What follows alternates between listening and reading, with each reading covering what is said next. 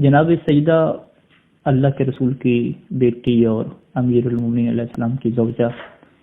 حسنین کریمین کی والدہ ماجدہ،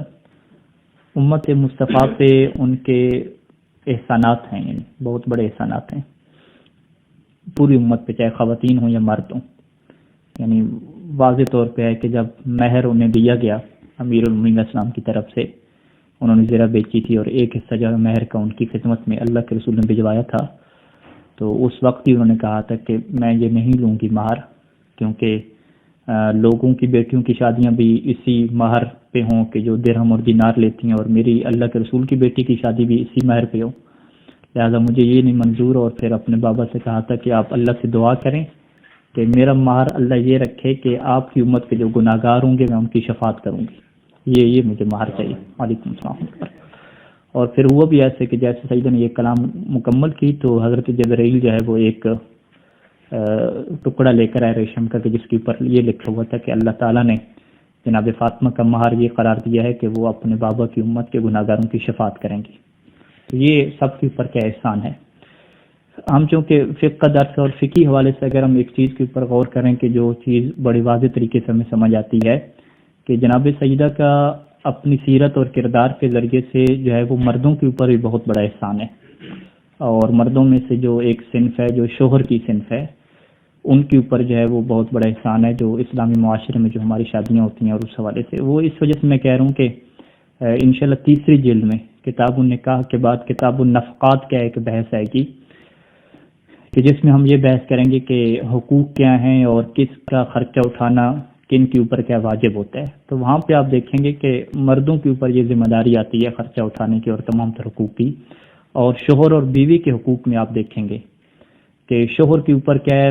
بہت سارے واجبات ہیں، بہت سارے حقوق ہیں، اور اس کی گردن پہ ہیں کہ وہ حقوق کیا ادا کرے۔ اور جناب سیدہ سلام اللہ علیہ ان حقوق سے فائدہ اٹھا سکتی تھی، لیکن ایک بھی حق سے جو ہے وہ سیدہ نے فائدہ نہیں اٹھایا۔ یعنی سیدہ کا حق بنتا ہے کہ وہ فائدہ اٹھائیں، لیکن ایک بھی حق سے فائدہ نہیں اٹھایا، بلکہ الٹا جو ہے وہ احسان کر دیا کہ کہا کہ یہ میں اپنے حق سے فائدہ نہیں اٹھاتی، بلکہ الٹا میں کیا آپ کے اوپر احسان کرتی ہوں۔ ٹھیک ہے، یعنی ہم اس کی مثال یوں لیتے ہیں کہ اگر فرض کریں کہ جو ہے وہ میں نے جو ہے وہ کسی کے پیسے دینے ہیں، ٹھیک ہے، وہ بندہ جو ہے وہ اس نے میرا پیسہ واپس کرنا ہے، تو اگر میں اس سے پیسہ نہیں لیتا، میں کہتا ہوں ٹھیک ہے میں نے معاف کیا، تو میں اس کی پریشان کر رہا ہوں، نیکی کر رہا ہوں، میرا حق بنتا ہے کہ میں پیسہ لے لوں، لیکن میں جان بوجھ کے نہیں لیتا۔ تو ہمیں کتاب النفقات جب پڑھیں گے تو اس میں بالکل یہ صورتحال آپ کو نظر آئے گی۔ یعنی چند ایک مثالیں کہ فرض کریں کہ اس میں پہلی چیز کیا ہے کہ خاتون کے اوپر گھر کے کام کاج جو ہے وہ واجب نہیں ہے،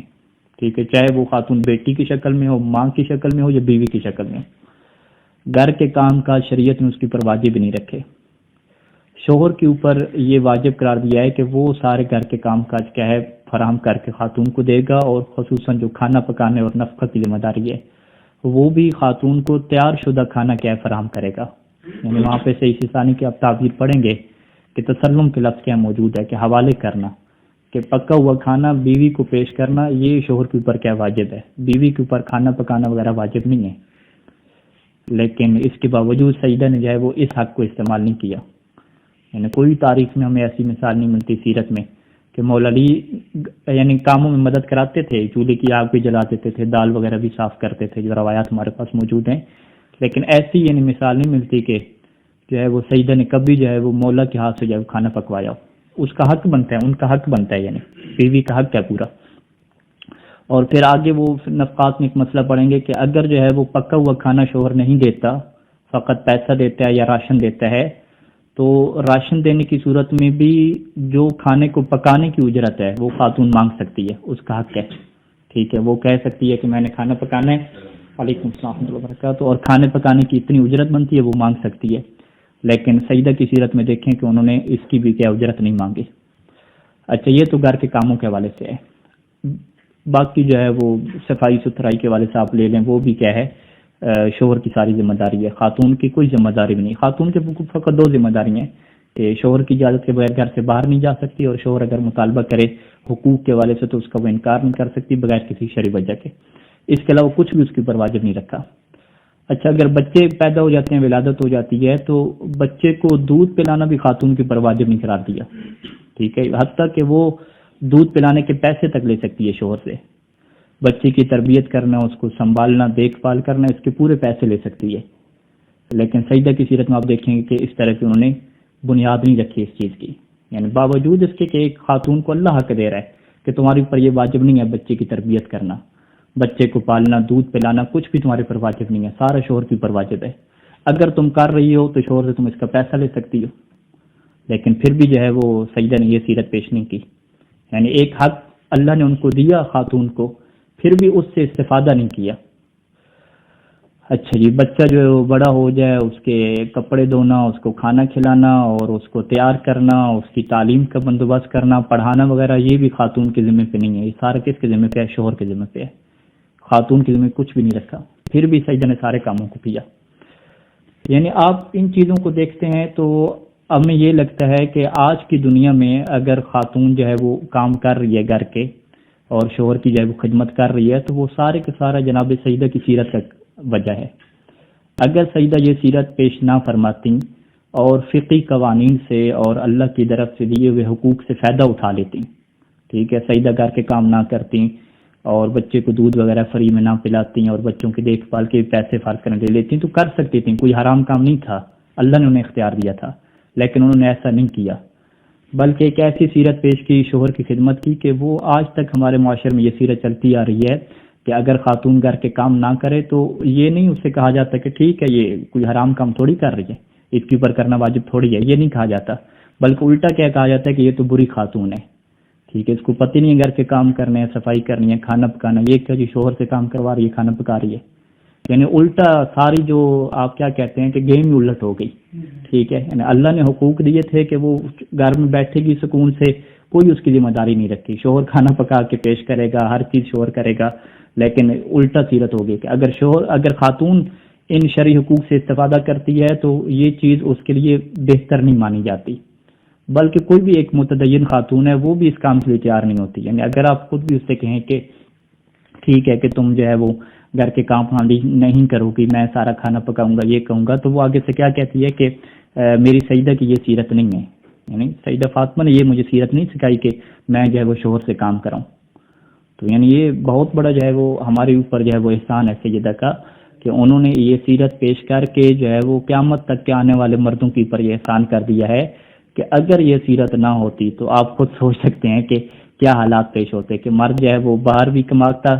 درس وغیرہ بھی پڑھ کے جاتا، گھر جا کے پھر کیا ہے خاتون کو کھانا بھی پیش کرنا ہوتا، گھر کی صفائی، بچوں کی دیکھ بھال سارے اس کے کندھے پہ ہوتی اگر یہ سیرت نہ ہوتی. تو یہ سیرت پیش کر کے جو ہے وہ سیدہ نے احسان کا فرما دیا،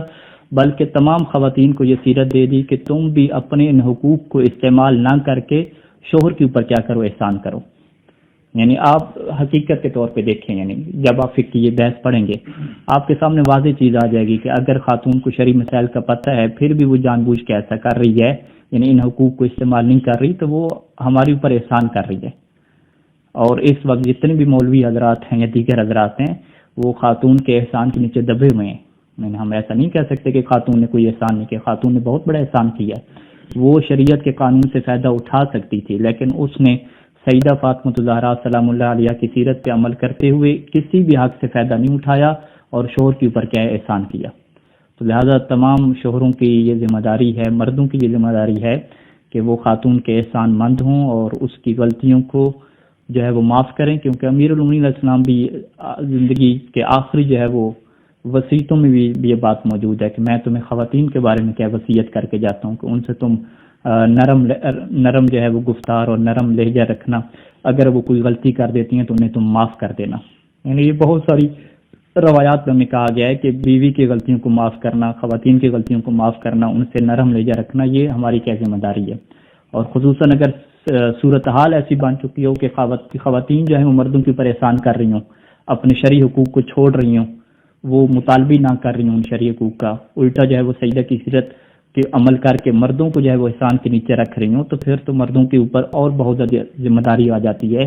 کہ وہ اپنی بیویوں کی قدر کریں، اپنی خواتین کی قدر کریں، ان کی کم از کم جو ہے وہ ان کی مد میں، ان کی تعریف میں کیا ہے کلمات کہہ دیں، انہیں کہیں کہ واقعاً تمہارا جو ہے وہ میرے اوپر احسان ہے کہ تم یہ چیزوں کا مطالبہ کر سکتی تھی لیکن تم نے مطالبہ نہیں کیا اور سیدہ کی سیرت پہ عمل کیا، تو نہ فقط جو ہے وہ اپنی بیوی کے شکر گزار بنے، اپنی خواتین کے شکر گزار بنے، بلکہ سب جو ہے وہ مرد مل کے سیدہ کی بارگاہ میں حاضر ہوں اور سیدہ کے کیا شکر گزار بنے کہ اگر سیدہ جو ہے وہ یہ سیرت پیش نہ کرتی تو آج جو ہے وہ مردوں کے یہ والے حالات نہ ہوتے۔ صلی اللہ علیہ محمد و آلہ اجمعین۔ ایک مرتبہ درود پڑھ۔